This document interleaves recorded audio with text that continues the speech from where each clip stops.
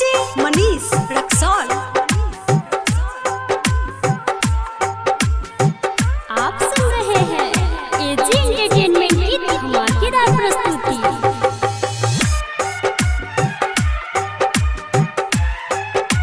Mix by AG recording studio.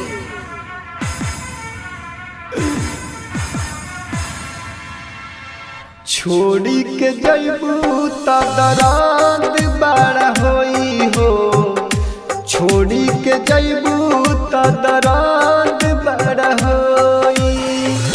तोहरे लदिलवा आई कलाप के रोई हो, छोड़ी के जैबू त दराद बड़ा होई हो, छोड़ी के जैबू त दराद बड़ा होई।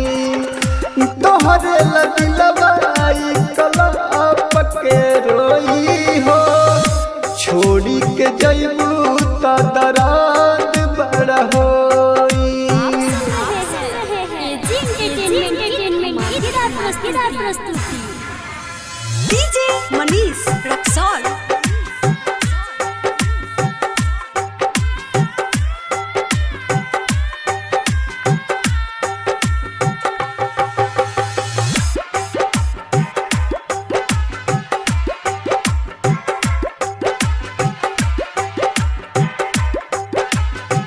Mix by AG recording studio.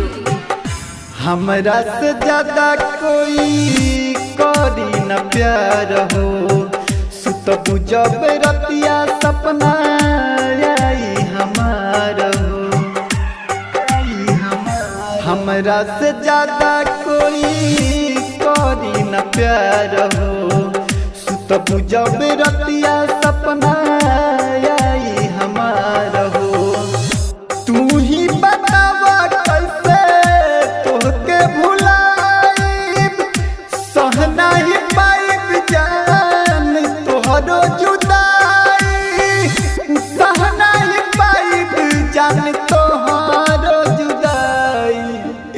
छोड़ी के जैबू त दराद बड़ा होई हो, छोड़ी के जैबू त दराद बड़ा होई।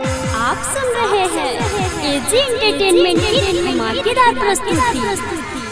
डीजे मनीष रक्सौल।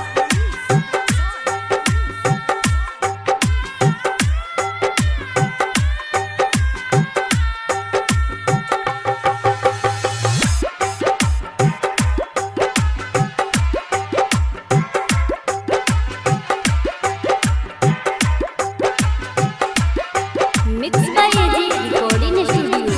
कर तू आदा जान भूल नहीं पैबू, दूसरा से शादी ना तू रचैबू। कर तू आदा जान भूल नहीं पैबू, दूसरा से शादी ना तू रचैबू।